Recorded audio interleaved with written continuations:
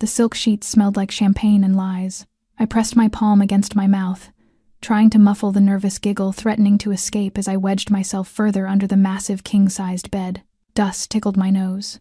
The floor was cold against my bare knees, and my off-shoulder wedding dress a ridiculous cloud of white tulle that cost more than 3 months of my salary as a nursing assistant bunched awkwardly around my thighs. This was supposed to be funny. A harmless prank to break the ice with Jake, the man I'd known for only 4 months before saying, "I do." I heard the door click open, but the footsteps that echoed across the marble entryway weren't Jake's shuffling, eager steps. These were heavy, deliberate, the footfalls of a man who owned every room he walked into. The scent hit me next. Not Jake's soapy detergent, but something darker, richer, bergamot, sandalwood, and the sharp metallic tang of danger. "You can come out now." My heart stopped. The voice was deep, rough like smoke over gravel. "Definitely not my husband. I can see your reflection in the window glass. Come out." It was not a suggestion. It was a warning. My palms grew cold even though the room was warm. I wanted to stay silent, to believe this was nothing more than an innocent misunderstanding. But then his voice came again, lower, sharper, like a blade brushing my throat. "I will count to 3. If you are still under there, I will consider you a threat." Fear wrapped around me so quickly I didn't have time to decide whether to obey. Instinct pulled me forward, and the fabric of my wedding dress caught on the bed frame with a sound so loud it sliced through the air. I braced my hands against the cold wooden floor, my hair falling over half my face as I gasped like someone who had just survived an accident. When I lifted my head, I did not see Jake. I did not see confusion or amusement or panic. Instead, standing by the window was a tall man around 37 years old, broad-shouldered, built like he had been carved from steel and shadow. His black suit fit him with unsettling precision. The New York City skyline behind him cast half his face in light and half in darkness, a contrast sharp enough to tighten my chest. His eyes, when they locked on mine, were so cold and penetrating I felt stripped bare, like an open file he had studied many times before. The first words that tumbled from my lips came out as a stammer. I walked into the wrong room. This is my wedding night. My husband, he will be back any minute." The man tilted his head slightly, his gaze darkening in a way that made my blood run cold. "If you are waiting for your husband to save you, then I am afraid tonight is not your lucky night, Claire Bennett." The frightening part was not that he knew my name. It was how he said it, calmly, precisely, as though he had known it long before stepping into this room, as though his being here was not an accident at all. In that moment, I understood. The hope shimmering in my ring had never belonged to me, and the betrayal had always been right in front of me, waiting for the moment I finally dared to look at it. Although the story has only begun to reveal its first hidden layers, if you find yourself drawn into the deepening spiral of Claire and Dominic's unfolding journey, I hope you will remember to subscribe to our channel, to tap like and share so that more people can join us in experiencing each breath-stealing twist as it arrives day by day. And before we move forward to the next chapter, I would truly love to know where in the world you are watching from, so please leave a comment below, write the name of your city or your country, and let me see how far Claire's path has reached across the map of this wide world. We treasure every view, every comment, and every heart traveling alongside this story. The voice returned, no longer carrying the edge of a threat, but settling into a strangely composed calm, the kind a man adopts only when he is holding a deeper anger beneath a surface of absolute control. He walked toward me slowly, with no hint of urgency. I backed away until my spine struck the edge of the bed, the long hem of my wedding dress tangling around my feet and nearly sending me to the floor. He did not reach out to help, nor did he draw a weapon as my panicked imagination had predicted.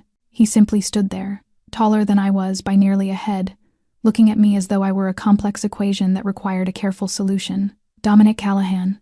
He spoke his name with a deep American accent, yet each syllable fell into place with the clean precision of someone who had once learned Italian.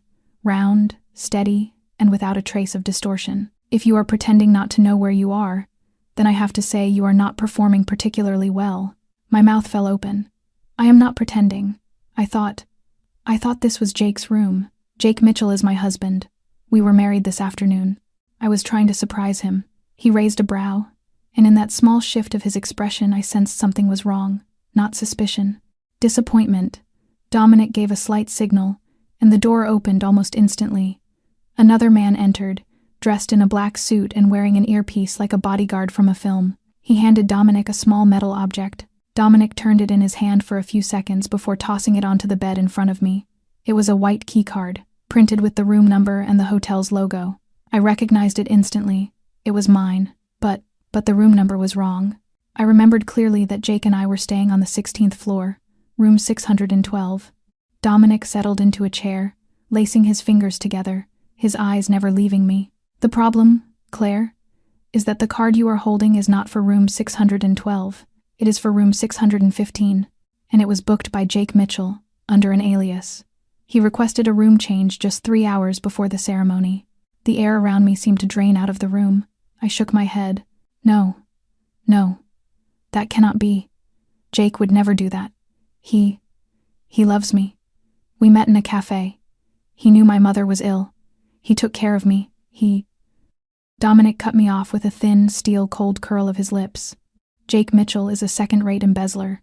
He stole nearly $300,000 from one of my shell companies through a chain of fabricated accounts he believed no one would uncover.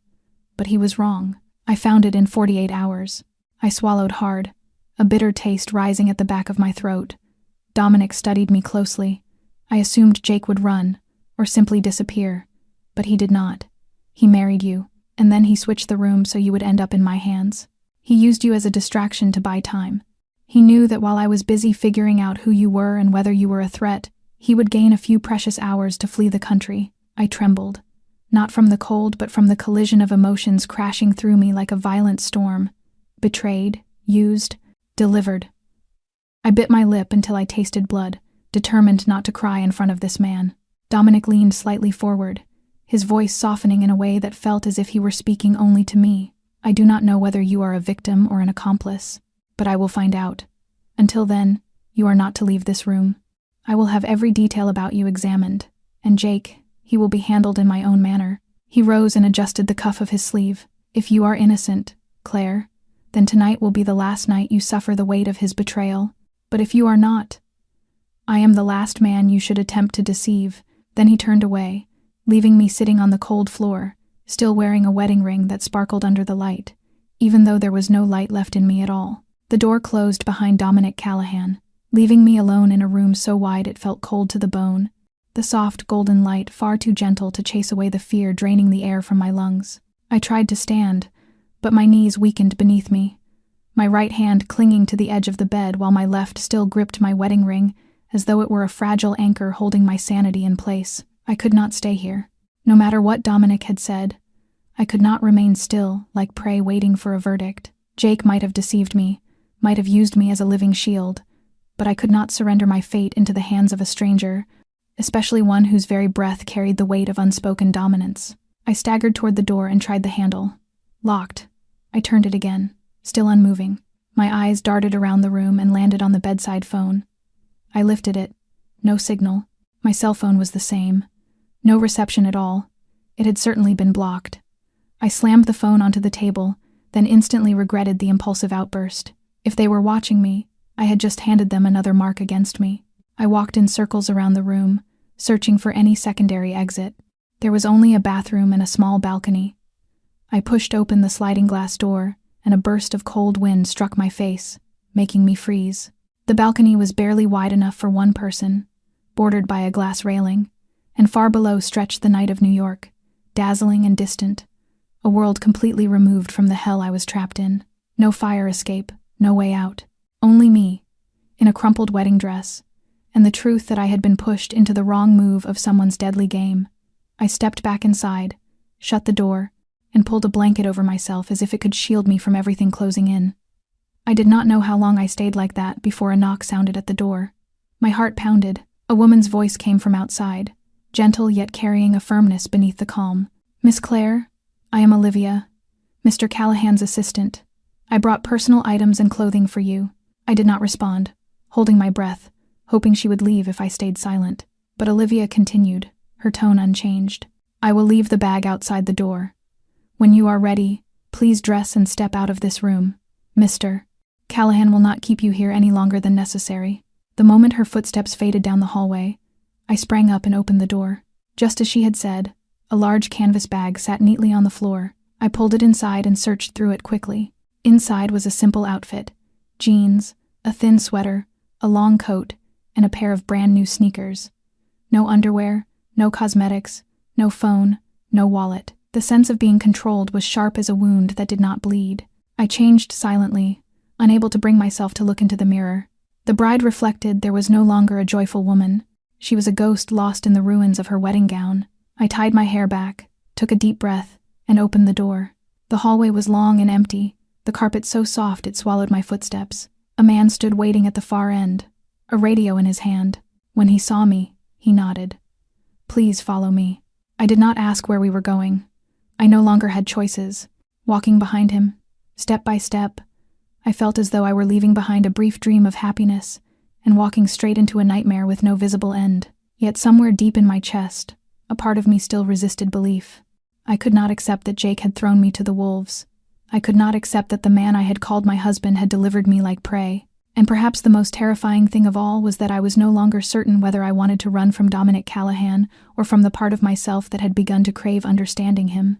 The black SUV glided quietly through the empty streets of Manhattan, the gray sky casting its shadow over the towers above, as if the entire city were holding its breath alongside me. I sat in the back seat by the window, unable to look away from the passing lights streaking across the glass.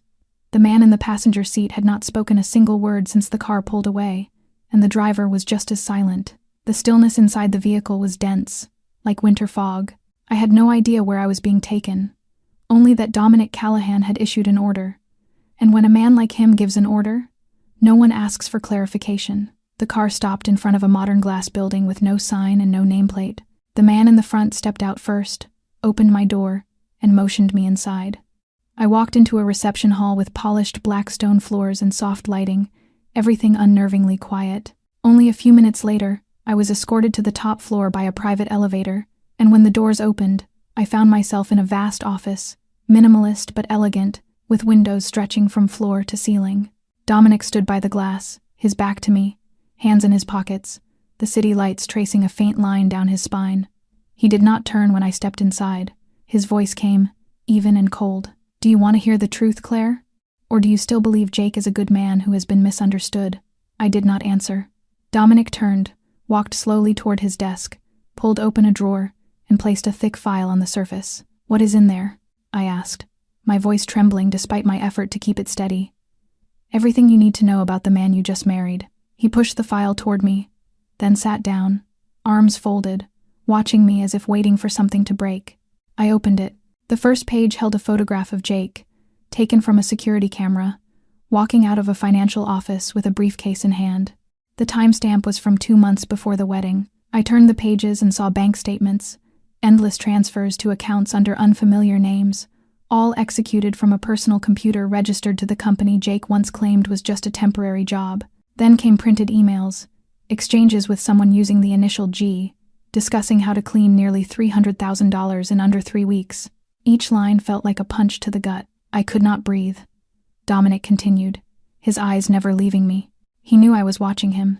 Instead of running, he came up with a plan. Take a wife, transfer assets into her name, and use her as a legal shield. You, Claire, are the tool he chose to legitimize the money he stole. You are his wife, which means marital assets, which means that if anyone investigates, all transactions lead back to a woman with no criminal record, no ties to finance or organized crime, a clean white wall to cover all his stains. I closed the file, unable to look any further. "Are you still in contact with him?" Dominic asked, his tone unchanged. I shook my head. "I have not spoken to him since I left the wedding. I do not know where his phone is. I do not even know where I am." Dominic observed me, his gaze cutting straight through my thoughts. "I have people looking for him. He is running, but not far. You do not need to worry about him. What I need to know is how you intend to respond. Will you cry, panic, or look the truth in the face and decide where you stand?" I blinked, my eyes burning, though tears still refused to fall. "I do not know. I truly do not know." Dominic rose and walked toward me. "If I want you here, protected and safe, you must understand one thing. This is no longer a matter of feelings. This is a legal war, a black and white chess match. And I, Claire, do not make a habit of losing."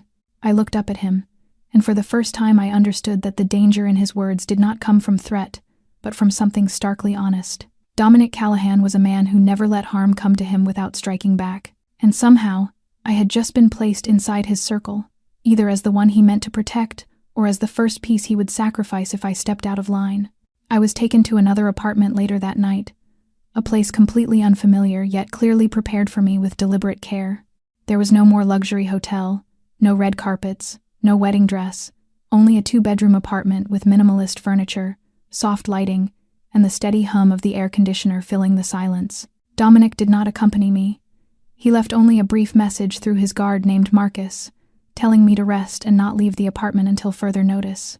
I did not know how long I sat on the gray sofa before the tears finally came, unstoppable now that nothing was holding them back. Every emotion I had suppressed since hiding under that bed, since being dragged into that room, since holding that file in my hands, burst all at once inside my chest. The tears fell without sound, only hot trails slipping down my cheeks, soaking the collar of my shirt, making me feel smaller and more fragile than I had ever felt in my life. I felt betrayed to the core, like a puppet pulled by strings, with not a single moment of my life belonging truly to me. Jake had not loved me, at least not in any way close to what I had imagined. Every gesture, every gentle word, every time he looked at me when I spoke about my mother, all of it had been the perfect mask for a vile plan. Worse still, I had trusted him. I had loved him. I had naively believed I was lucky to have someone like him appear in the chaos of my life, during the days when I was caring for my sick mother and working 3 shifts a week just to stay afloat. And now, looking back, I was no longer certain if anything had ever been real. I stood and walked into the small bedroom, opening the closet to find a few simple outfits already hanging inside. I changed out of the clothes I had been wearing since the beginning of the night, then slipped into the bed, curling on my side and gripping the pillow as if it were the only thing I had left to hold on to. I could not sleep, only drift in and out, jolting awake at every unfamiliar sound from the hallway or the window. I was afraid, not only of Dominic and the cold men who followed him, but of myself, because I no longer knew whom to trust. I no longer knew what waited ahead, and more frightening than anything, I realized that Dominic's presence no longer filled me only with fear. He was terrifying, yes, but he was also the only one who had told me the truth, the only one who had not needed to pretend in front of me. I hated myself for noticing the way his eyes shifted when he spoke, the low, rough authority in his voice, the way he looked at me not as though deciding how to use me, but as though weighing whether I could understand the world he lived in. I turned over, burying my face in the pillow, trying to push away the thoughts, but unable to stop the growing hollow ache inside my chest. I broke completely that night. I was no longer a joyful bride, no longer the Claire Bennett from a few hours before. I was only a woman placed in the middle of a game far too large, surrounded by liars, shadows, and secrets, with no clear path to tell me where to go next.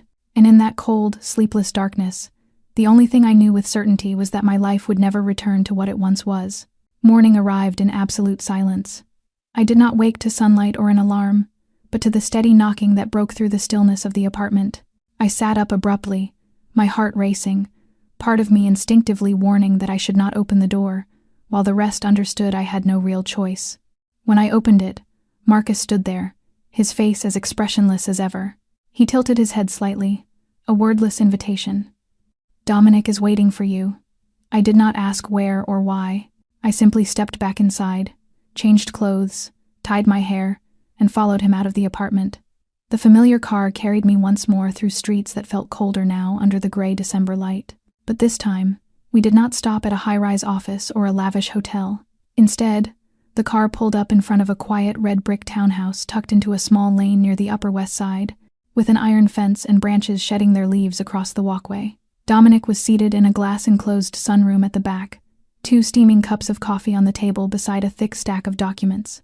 When I stepped inside, he looked up for a brief moment before lowering his gaze again. "Did you sleep at all?" I nodded lightly, though I knew my face betrayed the truth. Dominic said nothing more. He simply pushed the folder toward me. I sat down, opened it, and recognized the contents immediately. Legal documents, a petition for annulment. There were instructions for filing with the court, a letter of confirmation from Dominic's legal team, and papers verifying that the assets currently under my name were not tied to the embezzlement. Everything had already been prepared. All that was missing was my signature. Dominic leaned on the table, his fingertips tapping a slow, even rhythm against the wood. "I will take care of everything else. Jake will not be able to touch you again, nor will he be able to use you as a legal shield. But I need you to sign these so I can pull you out of this mess." I looked at him, searching for any sign that this was another trap, another method of control. But Dominic neither avoided my eyes nor pushed me. He simply waited. I exhaled, my fingers brushing across the page. So this is the end. The end of a marriage that had not even lasted a full 24 hours. Dominic took a sip of his coffee, his eyes narrowing slightly at the bitterness. The end of a mistake. Not your life. A small, incredulous laugh escaped me before fading into silence. You call it a mistake.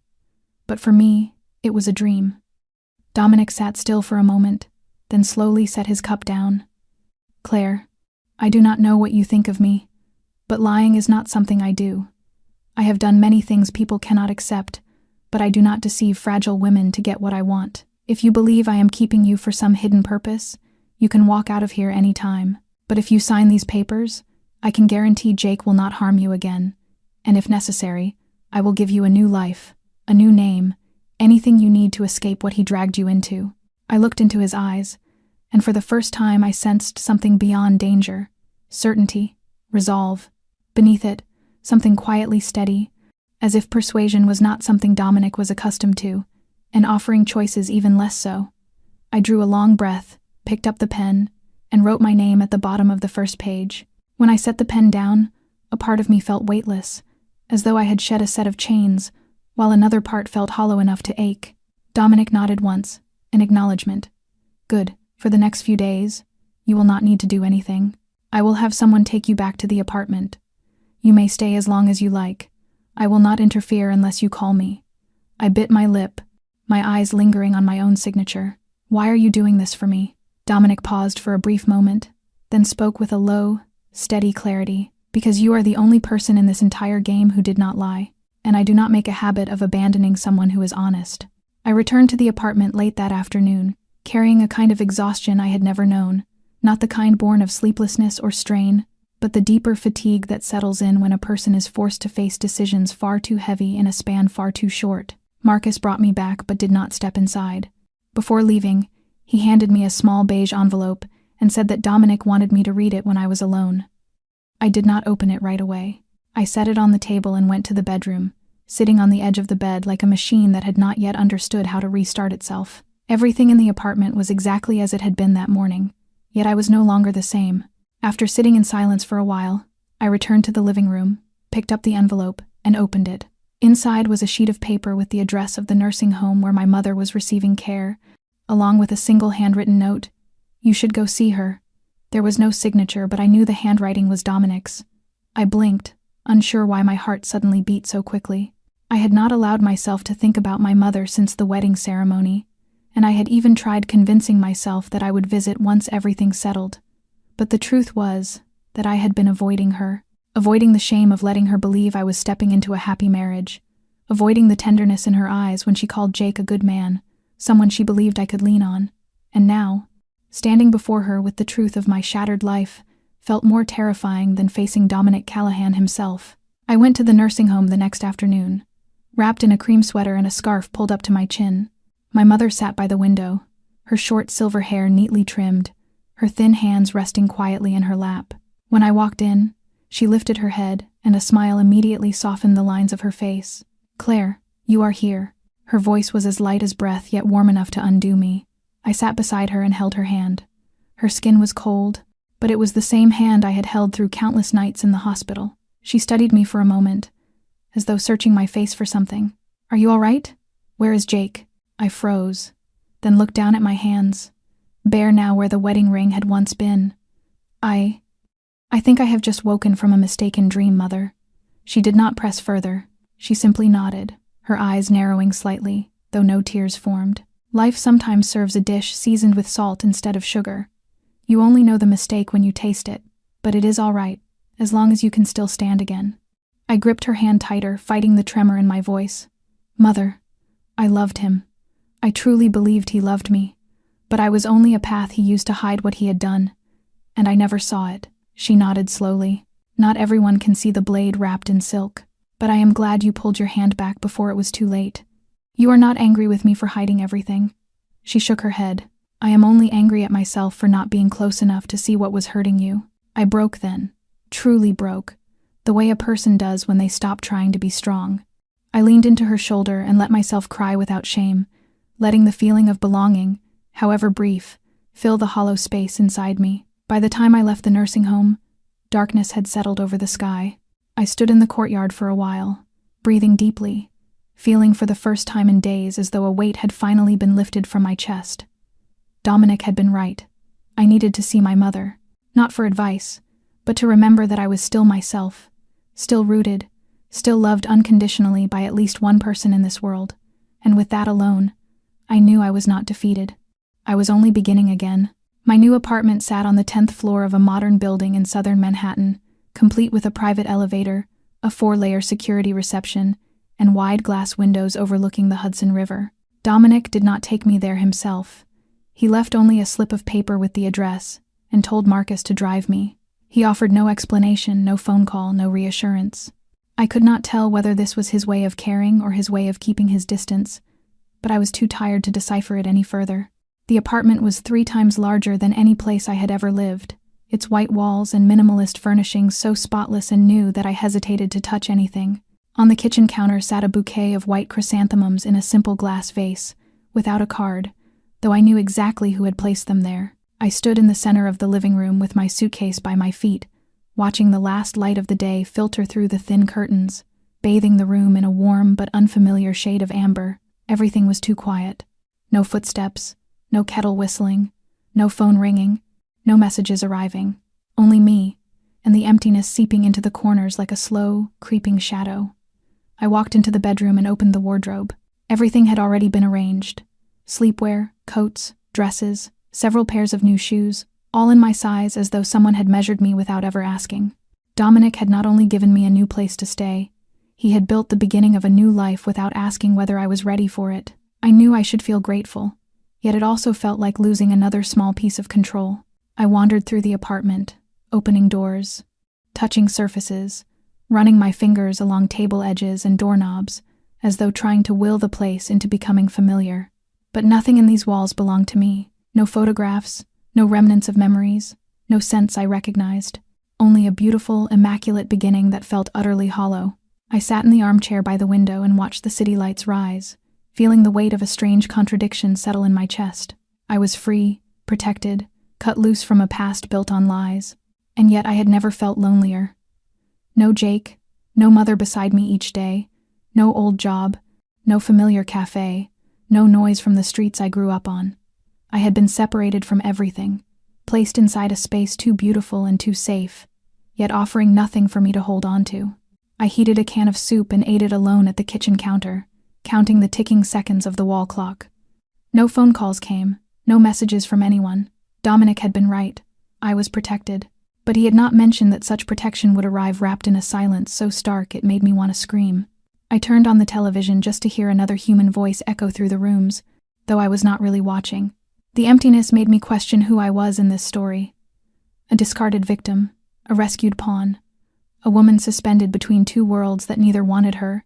I curled up on the corner of the sofa with a pillow in my arms, watching the city lights flicker outside, wondering whether Dominic was thinking about me at all. Whether he knew that somewhere within this city of crowded streets and glowing towers, there was a woman sitting in the apartment he had prepared for her, feeling more hollow than ever. I did not know, and the truth was, I no longer dared to hope.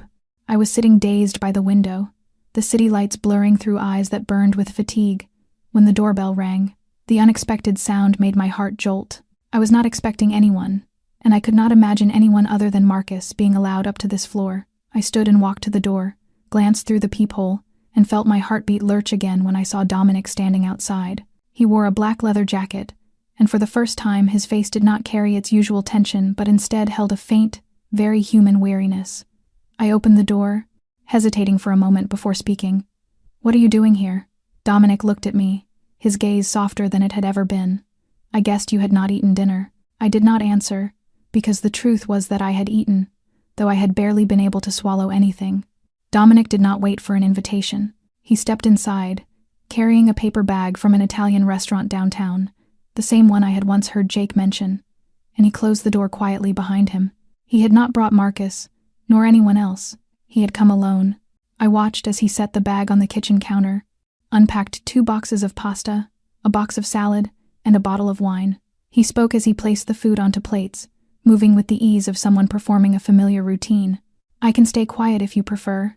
I just thought, eating alone is not good for the mind. I sat across from him, caught off guard by this version of Dominic, so different from the man I had come to fear. He did not talk about Jake, nor lawyers, nor any plans. We simply ate. The silence stretched at first, but slowly, small and simple words began to fill the space. Dominic asked if I wanted more wine, and I nodded. I asked where he usually ate dinner, and he shrugged, saying most nights it was at the office, sometimes in the car. When I frowned, Dominic let out a soft, self-deprecating laugh. Not an ideal life, but I chose it. And once you choose something, you do not complain. I watched him for a moment longer, and for the first time I saw real exhaustion settle in the lines of his face, a weariness deeper than anything his cold composure usually revealed. "How old are you?" Dominic looked up, as if surprised by the question. 37. Why? I lifted a shoulder. "I guessed you were younger." He smiled, a brief flicker of expression like a passing breeze. "No one ever guesses right. I am older than the life I have lived." His words settled between us like a quiet truth that needed no explanation. After dinner, he did not rush to leave. Dominic helped me wash the dishes, and there was a moment, fleeting but unmistakable, when his hand brushed mine beneath the running water, and I nearly flinched, not out of fear, but because of the unexpected calm that radiated from that small point of contact. When we finished, Dominic stood in the living room and glanced around. "This apartment is safe, but if you feel uncomfortable, I can move you somewhere else." I shook my head. "It is not the place that makes me uneasy. It is me." Dominic nodded slightly, as if he understood too well. He stepped toward the door, placed his hand on the knob, then paused and turned back to me. "Claire, I do not know what is going to happen next, but I want you to know that I did not come here tonight because of Jake, or because of any plan or strategy. I just did not want you to eat dinner alone." He left after that, without waiting for a response, leaving me standing in the warm glow of the apartment lights, still holding a half-finished glass of wine. For the first time since my marriage collapsed, I felt something shift inside my chest, not because of a man promising to love me forever, but because of someone who simply chose to come and sit with me on a quiet night. 3 days after the night Dominic unexpectedly appeared with dinner and a quiet, strangely comforting silence, I received his first message since then, just a single line. "If you are not busy, I would like to take you to lunch." I stared at the screen for a long moment before replying that I would go, not out of curiosity, but because a part of me had been waiting for this, though I refused to admit it even to myself. He arrived in a black convertible, simple yet refined. There was no Marcus, no escort, no entourage. We drove toward the outskirts of the city, to a small lakeside restaurant tucked beneath a canopy of trees, where the noon light shimmered across the water like scattered gold. Dominic pulled out my chair, ordered for both of us without looking at the menu, then sat across from me, saying nothing for a long while. He wore a gray shirt with the sleeves rolled up to his elbows, and on his left wrist was a faint scar I had never noticed before. After several minutes of quiet, Dominic began to speak, not in his usual dry, cold tone, but slowly, pausing now and then as if choosing words that would not reveal more than he intended. "I grew up in the Bronx. My mother died when I was 9. My father collected protection money in the neighborhood. Not mafia like in the movies, just an old, violent underworld system. I hated it, but there was no way out. When I was 16, he was shot in front of our house for collecting from the wrong man." Dominic paused, his gaze drifting toward the lake. "After that, an uncle took me in, and he was the one who brought me into the world I live in now. I learned law, finance, learned how to use my mind instead of my fists, but the price was that I was never allowed to be weak, never allowed to trust anyone. Everyone I ever cared about either left me or was taken from me." I did not respond immediately. I let his words settle, each one slow and heavy. Dominic continued, his voice softer. "When I was 28, I fell in love with a woman. Her name was Elise. She was a freelance photographer with a smile that could strip the darkness out of anything. I thought I could leave it all behind because of her. We planned to move to California, but a few weeks before we left, she died in a car crash. The police said it was an accident, but I knew it was a warning. If I walked away, I would lose everything." Dominic took a small piece of paper from his wallet and placed it on the table. It was an old, slightly faded photograph of a brown-haired woman smiling in the sunlight. "Elise," She was the only thing that ever made me think I could be a normal man. I handed the picture back without speaking. Dominic looked at me, and his eyes no longer held the familiar control but something almost vulnerable. I am not telling you this for pity. I just think you deserve to know who you are sitting beside. Not a hero. Not a good man. But not entirely a monster either. I nodded slightly, my chest tightening with a mixture of emotions I could not name. Dominic was not perfect, and he did not pretend to be. Yet it was this very imperfection that made him more real than anyone I had known in a long time. I thought of my own past, of my mother, of Jake, of the years I had spent trying so hard to do everything right, only to be shattered anyway. And now here I was, sitting across from a man whose entire life was built on layers of armor, yet he was choosing to open a small part of himself for me to see.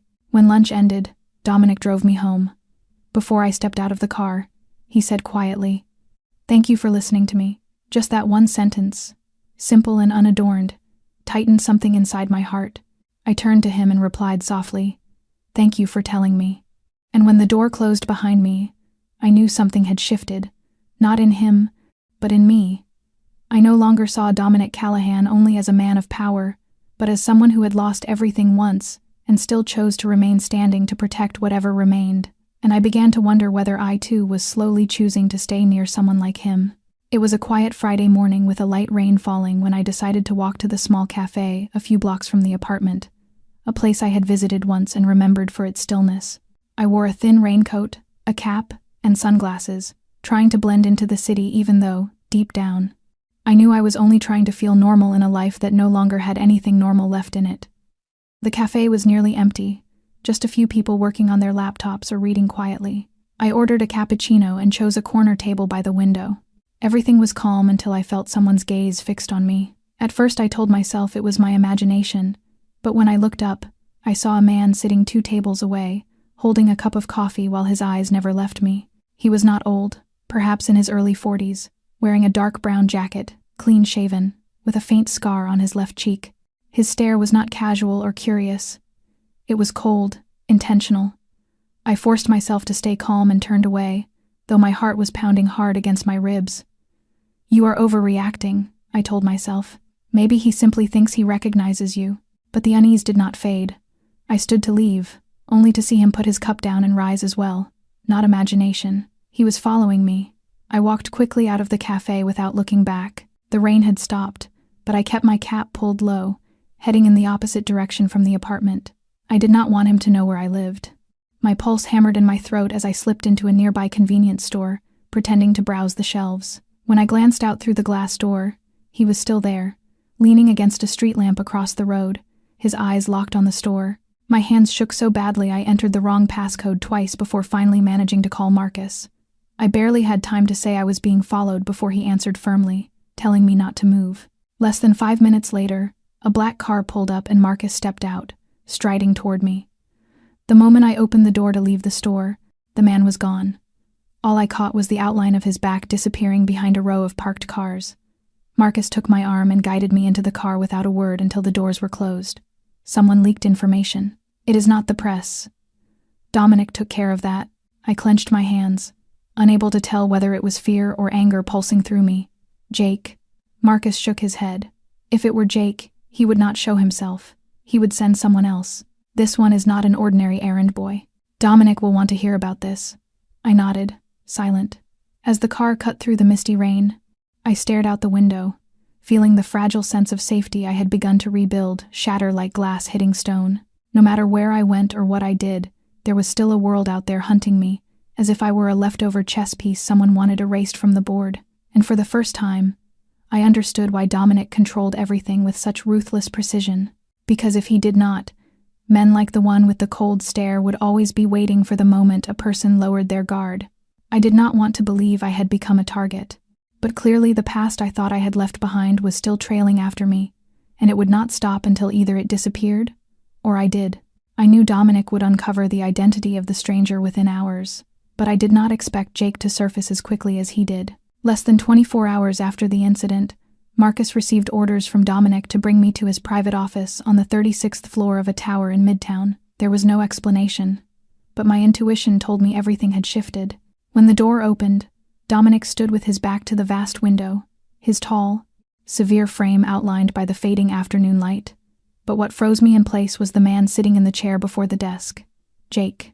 He looked nothing like the polished, steady man from the wedding day. He was thinner, his eyes bloodshot, and the smirk on his lips carried a bitter, mocking edge.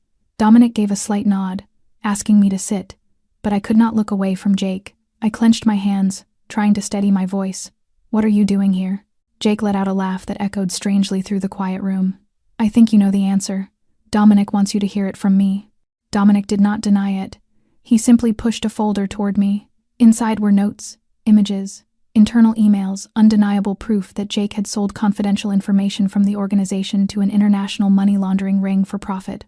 My hands shook as I turned each page, every line striking like a blow against what little remained of my trust. Jake sat back casually, as if he had nothing to be ashamed of. Dominic spoke calmly but with iron in his voice. "He wants you to know the truth. Not for me. For you to stop blaming yourself." Jake tilted his head, his smile curling into something poisonous. "Did you really think I loved you, Claire? You were a tool. I needed someone clean, someone easy to guide, easy to mold, and the way you worshipped me made it all too easy. You let me hide every transaction behind a marriage license. Who would ever believe a man like me would marry a broke healthcare worker, right?" I could not help it. My body moved before my mind did. I was on my feet, tears rising not from heartbreak anymore, but from sheer fury. So it was all staged. Every late-night call when I finished my shift, every visit to see my mother, all of it was a lie. Jake did not flinch. His voice dropped, colder than anything I had ever heard from him. Every part of it was calculated. "You think I cared about your mother's tragic stories? I tolerated them just long enough to get the signature, the marriage, the escape route if I got caught." But Dominic cut him off, his voice slicing through Jake's venom. "Enough. He is here to sign the final documents before the hearing, and so you can look him in the eye with no unanswered questions left to poison you." Jake snorted, then turned toward me again, his gaze sharp, cruel. "But do you want to know the most amusing part, Claire? You are falling for Dominic, aren't you? The way you look at him is exactly the way you looked at me. Pathetic. You always choose the wrong man." Dominic moved so fast the room seemed to shift with him. With one hand he grabbed Jake by the collar and yanked him back from the chair. "No one insults her in this room." Jake only laughed harder, wild and unhinged. Heat rushed to my face, but what filled me was not pain anymore, it was release. I looked straight into Jake's eyes, and for the first time my voice did not tremble. "You can lie to me, betray me, use me, but you will never again have the power to hurt me. You have lost everything, and I have lost every illusion I ever had about you." Dominic released him, letting Jake stumble as Marcus stepped forward to escort him out. The door closed behind him, leaving the room steeped in silence except for the thud of my own heartbeat, fast but steady. Dominic walked toward me and placed a hand gently on my shoulder, saying nothing. He did not need to. Because I understood. Every wound eventually closes if you have the courage to face the one who caused it and say you intend to go on living. And in that moment, I knew I no longer feared Jake, nor the past he represented. I had only myself now, and the road ahead opening slowly, not because of anyone else, but because I finally believed I deserved my own freedom and peace after everything. I did not think facing Jake would affect me as deeply as it did, yet for hours afterward I could not sleep. I lay staring at the ceiling in the dark, feeling as though the venom he had poured into my ears was still lingering in the room. I did not cry, but my body felt rigid, and my mind spun with questions that offered no answers. Part of me felt lighter now that the truth had finally been confronted, but another part was unsettled, unsure whom I was supposed to trust anymore. The next morning, Dominic arrived without warning. He brought coffee and a bag of pastries from the little bakery I had mentioned only once during dinner. I was surprised he remembered, but I did not manage to thank him before he noticed something was wrong. He asked if I wanted to take a walk. I nodded. We walked slowly through a nearby park, saying nothing for the first stretch of the path. When we reached a bench beneath a wide old tree, Dominic stopped and turned toward me, his expression more serious than usual. "Claire, I know yesterday was not easy, but I need you to trust me. Jake cannot hurt you anymore. Everything has been handled." I nodded faintly but did not respond. Dominic watched me for a moment, then continued. "If something is weighing on you, I hope you will tell me. I do not want to guess." His words made me pause. I turned to him, my voice catching even as I tried to keep it steady. "Then you want to hear the truth. The truth is, I feel like I am still part of some plan of yours, Like every time I step out of one shadow, I am dragged into another that I have no control over. Dominic stiffened. I had never imagined he would be angry, yet his face tightened. You think I am manipulating you? I did not say that. I have been betrayed too many times, by Jake, by people I trusted, and now, even though my mind knows you are different, my feelings will not listen. Dominic fell silent, his gaze turning colder. I am not Jake. I do not use someone's feelings to hide my mistakes. If I care about you, that is real. If I protect you, it is because I choose to, not because I gain anything from it. I clasped my hands tightly, my chest aching because I knew I had stepped too far, yet I could not apologize, not yet. I needed to speak my fear aloud, even if it wounded someone else. Dominic rose, walked a few steps away, then turned back, his eyes still cool, but his voice quieter. Trust does not come from promises. It comes from choosing to stay. Even when staying feels uncertain, I have chosen to stay. What about you? I could not answer. He looked at me for a few more seconds, then turned and walked away, leaving me sitting alone in the wind-filled park. I did not know whether I was right or wrong. I only knew that for the first time since meeting Dominic, I felt a true distance between us, not because he had hidden something, but because I had drawn a boundary of my own. I had let old wounds shape my reaction to the man standing in front of me, and that choice might cost me the one thing in my life that was beginning to feel real again. Something like love, fragile and flawed, but honest. 2 days after the tense conversation in the park, Dominic still had not reached out. No message, no call, no sign of him. I did not contact him either. Part of me still felt wounded by the cold look in his eyes that day, and another part was tangled in a quiet longing I did not know how to name. It was not the same ache I once felt when missing Jake, but a strange emptiness, as if without Dominic, nothing in this new life carried meaning. On the 3rd day, I found a handwritten note slipped beneath my door. The handwriting was unmistakable, sharp and angular. Inside was a single line. If you still want an explanation, meet me on the rooftop at 8 tonight. I read it again and again, then stood in silence for what felt like hours, unable to decide whether I should go. But as the hour approached, I found myself putting on a coat and stepping out the door, my heart pounding as though I were walking toward a threshold that might change everything. The rooftop was quiet, washed in gentle yellow light with the wind sweeping between the buildings. Dominic stood there with his back to me, hands in his pockets, his shoulders slightly hunched as if he carried the weight of the sky. I approached without speaking. He turned when I was only a few steps away, his eyes no longer sharp but filled with hesitation. I thought you would not come. I almost said I had thought the same, but I stayed silent. Dominic exhaled and stepped closer, his voice low, almost like a confession. I am not good at opening up, Claire. My life was built from layers of steel. And sometimes I forget that if you want someone to stay, you cannot always be on guard. His honesty struck something deep in me. He lifted his gaze, meeting mine fully. I thought that if you walked away, I would let you. But these past 2 days I realized I could not. I want to say I am sorry for making you feel like you were part of some plan, but more than an apology, I want to promise you this. He stepped closer, close enough that I could hear his breath blending with the quick rhythm of my own heart. Whatever happens, whatever my past may hold, I will never use you as a tool, not in this war, not in anything.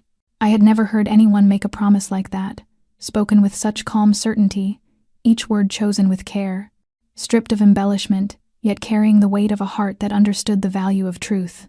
Dominic waited for my reaction, but I did not answer with words. Instead, I rose on my toes and placed my hand against his chest, feeling the strong, steady beat beneath his shirt. He froze for a moment, then wrapped his arms around my waist, pulling me closer, his breath uneven as though restraining himself from something too sudden. And then he leaned down and kissed me.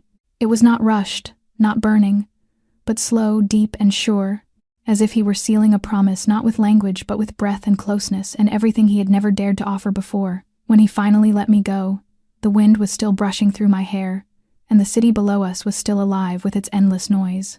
But in that moment, all of it seemed far away. There was only Dominic and me, standing in a space that felt both quiet and fierce, like the beginning of something unnamed, yet undeniable, growing between two people who had once been broken. I did not know what the future would bring. I only knew that this first kiss was not an ending, but a beginning. A promise made without words, carried by the unmistakable feeling of a heart learning how to trust again. We did not call it dating, at least neither of us dared say the word aloud.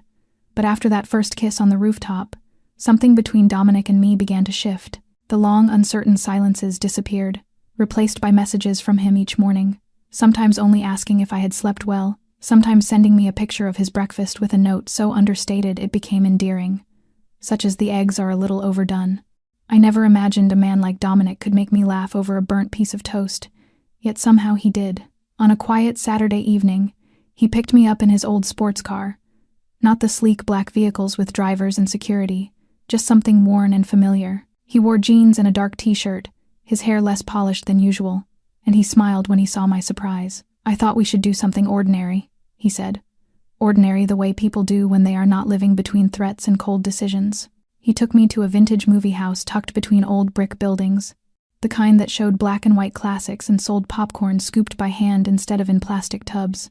We chose the last row where no one paid attention to anyone else, and for the first time I saw Dominic truly relax. During the film, he leaned toward me now and then, not to warn or explain anything, but to whisper some silly observation that made me laugh softly in the dark. His hand brushed mine, not insistently, not with expectation, just a warm, steady presence. After the movie, we walked along a quiet street as he told me about the day he skipped martial arts class as a boy to watch an action film with friends, only to be caught by his uncle the moment he stepped outside the theater. I laughed until my sides ached as he described how his uncle tugged him by the ear in front of everyone, and Dominic looked at me as though he had stumbled upon something precious he had not dared hope for. I never thought I would tell someone about my childhood and feel a sense of ease instead of heaviness. When I looked up at him, I did not speak, but I held his hand a little tighter. He walked me back to my apartment, but this time he did not leave right away. We cooked a simple dinner together, pasta and salad, and Dominic was so clumsy he dropped a knife into the sink, sending water splashing across my shirt. He apologized in a panic, and we both burst into laughter when I flicked a spoonful of tomato sauce at him in retaliation.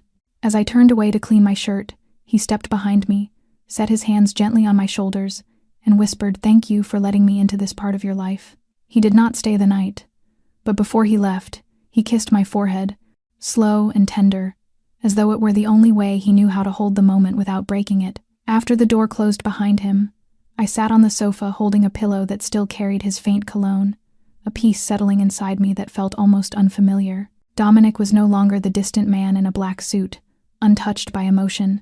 He was someone who could forget a falling knife because he was laughing too hard, someone who once had his ear pulled in public, someone who knew how to listen, how to be silent at the right time, and how to let himself admit that strength was not the only thing that mattered. I once believed I would never trust another man after what Jake had done, but Dominic was quietly proving me wrong. Not with grand gestures or expensive gifts, but with quiet evenings, shared laughter in a small kitchen, and the simple act of holding my hand in a crowd without hiding it. And I realized that love does not need to be loud to be profound. It only needs to be real enough that someone chooses to stay. That evening the rain fell softly, each drop, like a thin silver thread touching the stone pavement and glimmering beneath the warm golden lights of the old street. Dominic brought me to a small Italian restaurant tucked quietly inside an alley, where gentle jazz drifted from an old speaker resting on a wooden shelf. The room was so warm, so intimate, that for a moment I forgot how dangerous and chaotic the world outside had once felt. We sat at a table by the window, where we could watch the passers-by, and Dominic rested his hand lightly on mine, an unthinking gesture that nonetheless sent my heart stumbling in its rhythm. He ordered red wine, then sat silent for a long moment, his eyes on me with a heaviness that made me feel as though he was weighing something enormous. "Claire, there is something I need to tell you," he said, "and if after hearing it you feel I am no longer myself, I will understand." I looked at him, a strange tightness gathering in my chest. Dominic had never hesitated before anything, yet here he was, choosing each breath as if the wrong word might break whatever fragile space existed between us. "I once believed I did not need to love anyone again," he said. "I thought that if I lived by my own rules, controlled everything, nothing could hurt me the way loss once did. But then you came, carrying a different kind of quiet, one that asked for nothing, demanded nothing, simply stayed. You made this world feel less empty to me." He paused, his fingers tightening around mine as if to steady himself. "I love you, Claire. Not the kind of love written in books, but the love of a man who has lost everything and has now found something worth protecting. A love that frightens me, yet makes me want to be better, even if only for you. For a moment my heart seemed to stop, not out of shock, but because his words were so honest I could not help but believe them. I never imagined I would hear the word love from a man like him, a man who had once buried his heart behind walls built of grief and steel. I did not need time to think or weigh my answer. I simply smiled softly, placed my other hand over his, and said, "I love you too, Dominic. I love the way you face the truth even when it cuts. I love your quiet, your unspoken kindness, and the sorrow in your eyes you think no one notices." Dominic held my gaze for a long moment before a small, rare smile appeared, the kind of smile that made my eyes sting with happiness. He did not say anything more. Instead, he leaned forward and kissed me in the glow of candlelight, while the rain whispered against the glass. It was not a fiery kiss from the movies, but a quiet vow that from this moment on, neither of us would face the road ahead alone. And in that moment, I understood that I was not only loved, but chosen, and that among all the things Dominic could control, he chose instead to let go just enough to hold me with the whole of his heart.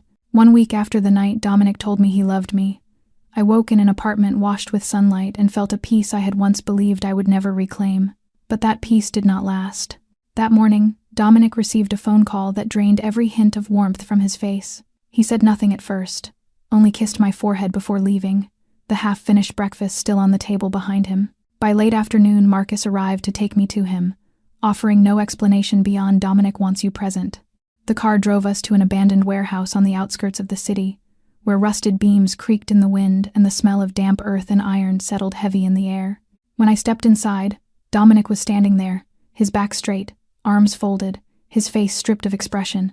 In front of him sat Jake, hands tied, slumped in a chair with dried blood staining his shirt. I stumbled back before instinct gave way to reason, and Dominic stepped beside me, squeezing my hand gently, his eyes no longer angry but cold in a way that felt absolute. "He betrayed you, and he betrayed the organization," Dominic said, his voice flat, as though all emotion had long been sealed away. "He sold information to our rivals, staged a marriage to hide from investigators, and most recently attempted to flee the country with a forged passport." Jake lifted his head, eyes bloodshot, half deranged and half defiant. "So what now? Dominic, kill me to shut me up." Dominic did not answer right away. He stared at him for a long moment, then turned to me. "I did not want you to see this, but I no longer want to hide anything from you. Things have gone too far to protect with silence." I swallowed hard, looking at Jake not as the man I once loved, but as a ghost of my past, ragged and shameless. Dominic continued, his voice steady and low. "I do not kill the innocent, and he, unfortunately, is not innocent. But I will not let him vanish too quickly. That would be too kind." Dominic nodded to Marcus, who opened a small suitcase on the old metal table. Inside were the forged passport, cash, and a tracking phone. Dominic stepped close to Jake, leaned down, and murmured, "I am letting you live, but every step you take, I will know. You will not hide behind any mask or name again. You will not have access to anyone you once used, and if you come back, even once, I will not need violence. I will use the law, the evidence you left behind, and send you somewhere you can never walk out of." Jake screamed and twisted, but no one reacted. Dominic turned away as if Jake no longer existed in his world. By the time we stepped out of the warehouse, night had fallen. Dominic drove me home without speaking, but his hand held mine tighter than it ever had. I knew he did not regret his decision. He had chosen not to kill Jake, and yet not to forgive him either. He chose a harder path, one marked by restraint and pain, but one that remained loyal to the code that separated him from the world he had once lived in. I leaned my head on his shoulder as the city blurred past the windows, feeling a small measure of release, though old wounds do not heal in a single night. I no longer saw Jake in my dreams, no longer feared footsteps behind me or strange eyes on the street. Dominic had given me more than love. He had given me justice, delivered in a form I could accept without surrendering myself to darkness again. And I knew then that even though our pasts were carved with scars, this present made of hurt and choice and courage was the beginning of something truly worth hoping for. The graduation ceremony unfolded on a radiant early summer day, sunlight filtering through the leaves on campus and turning everything into something shimmering and full of life. I stood among hundreds of other students, wearing a deep blue gown, the graduation cap tilted slightly over my soft curls, my hand clutching the nursing degree I had dreamed of through years of exhaustion and moments when I almost gave up. In the noisy crowd of laughter and celebration, I recognized Dominic instantly. He stood at the far end of the courtyard, sleeves rolled up on his white shirt, no tie, looking slightly out of place among the polished parents. Yet his eyes were fixed on me, and never wavered for even a heartbeat. When the ceremony ended, I walked to him with an armful of flowers from friends. Dominic looked at me, a smile rising gently in his eyes before he said softly, "You did it." I had no time to respond before he pulled a small velvet box from his pocket. I froze as he knelt right there in the stone walkway, surrounded by hundreds of people passing by, unbothered by their presence, unbothered by being seen. Dominic was not a man who showed emotion easily, much less before a crowd. Yet in that moment he did something I never imagined he would, not to impress me, but because he meant every word he was about to say. "Claire, I once believed this day would never come, that my life was not built for something simple and gentle like a proposal. But you made me want something different, made me believe that after everything, I still deserve a home. I am not perfect, and there will be days you dislike me for my control, my silences, or the damage I sometimes cannot hide.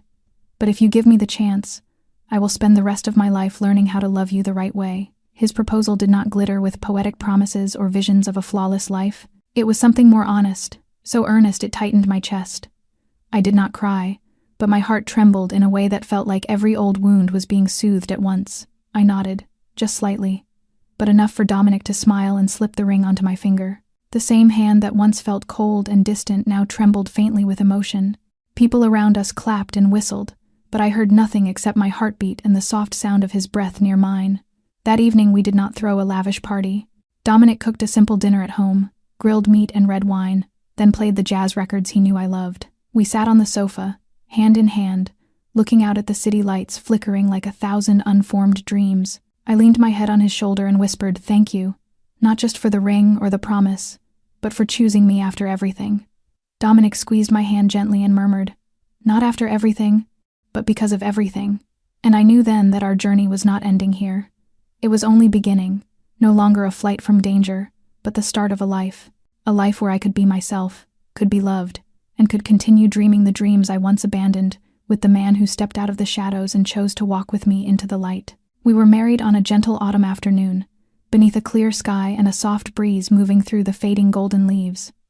There was no grand church, no crowd of guests, no elaborate rituals, only a small garden behind an old wooden house on the outskirts of the city, a place Dominic had bought years ago but never lived in for more than a few days at a time. Our guests were only my small family, a few close friends, and Marcus, who stood beside Dominic like the loyal shadow he had always been. I wore a simple white dress sewn by a friend of my mother, nothing extravagant, but fitting so perfectly it felt as though it had been made for no one but me. Dominic, in a charcoal gray suit without a tie, looked as steady and composed as ever, yet there was something softer, deeper, and brighter in his eyes that day, something I had never seen so clearly before. When I walked toward him along the path scattered with white petals, my heartbeat slowed, as if trying to memorize every passing second. No speeches were read, no priest or minister stood between us. It was just the two of us beneath a trellis of white roses, speaking vows in voices that trembled yet carried an undeniable truth. Dominic looked at me without looking away, his voice roughened slightly as he began. "I will not promise to always be right, nor to always be strong. I am a man with a past, with scars no one can erase and sleepless nights no one ever sees, but I promise you will never walk through them alone. I promise to listen, even when you do not speak, to wait, even when you need time, and to love you, not perfectly, but in the only way I know how." I let out a small laugh through my tears, not because his words were amusing, but because they were so real that I needed nothing else, not ceremonies, not grandeur, only the presence of the man standing before me. I answered with a voice caught in my throat, but with a heart suddenly weightless, as if relieved of everything it had carried. "I will not promise to always understand you, but I promise not to turn away when you need me. I will not promise never to hurt you, but I promise to learn how to love you every day, even on the days you drive me mad. And if life becomes chaotic, I will not run. I will stay, because I believe in us." Marcus handed us the rings, simple silver bands with our names engraved inside. When Dominic slipped the ring onto my finger, his hand was cool at first, then warm as he gently tightened his hold. Our first kiss as husband and wife was not long or fiery, but it was enough to make me feel that every choice, every turn, every mistake, and every wound had led me to this place, to him, When we turned back toward our families, they applauded with an overflowing joy. My mother wiped her tears. Marcus gave a subtle nod, his expression showing a rare flicker of emotion. No one said much, and no one needed to, because we all understood that love did not require a lavish wedding or flowery vows. It only required two people brave enough to say that no matter how the world changes, we will choose each other, we will stay beside each other, and we will keep learning how to love each other, day after day, until there are no more days left to live. 3 years after our wedding, Dominic and I lived in a small house on the edge of the city, a place with a white picket fence, a lavender garden by the porch, and birdsong drifting into our mornings like a gentle blessing. Life was not always peaceful. Dominic still had to go out to handle work, sometimes returning with exhaustion etched deep into his face, and I, after graduating and becoming a nurse at a community clinic, often came home bone-tired from long night shifts. But the greatest difference was that we always found our way back to each other, even on the days when words felt scarce, because our presence alone was enough to quiet whatever storms lingered inside us. Dominic spent every Sunday morning tending the garden now, something he once thought was a waste of time, yet he cared for each rose bush and patch of grass, with the patience of a man learning to slow his life down. I learned to cook the dishes he loved, no longer clumsy the way I had once been, and each of our dinners became a small ritual with no phones, no emails, only the quiet sharing of our day and laughter that felt soft and warm. We did not need to say "I love you" every day, because love lived in the way Dominic held my hand when we walked down the street, or the way he always left a coat by the door knowing I often forgot mine, and I no longer needed him to make promises, because his presence in the smallest moments was already the clearest promise he could make. Looking back, I never imagined I would come this far. A woman who once hid beneath a hotel bed on her wedding night, betrayed by the man she trusted most, was now living a simple but full life with the man whose cold eyes once frightened her. Dominic, who had carried darkness with every step, had become the one who wiped my tears when I felt overwhelmed, the one who told me of childhood dreams he had abandoned long ago. Life was not perfect, and neither was love, but what kept us standing was not fairy tale magic. It was choosing each other every day, learning forgiveness, learning to listen, and accepting the unfinished parts of who we were. Our story may not be one everyone experiences, but I believe that deep within us all, there are wounds, doubts, and moments when giving up seems easier. What matters is whether, when you meet someone who makes every past hurt feel less meaningless, you dare to open your heart and keep walking forward. And you, after hearing this story, how do you feel? Have you ever lived through a love as difficult as Claire once did? Do you believe that after everything, you still deserve love and happiness? Share your feelings in the comments below. We would be grateful to read your honest thoughts. If this story touched you, please like, subscribe, and share it with someone who might need a little hope today. We have many more heartfelt, inspiring stories to bring you in the days ahead. Thank you for listening until the very end. Wishing you good health, a peaceful life, and joy in every moment. Goodbye, and see you in the next video.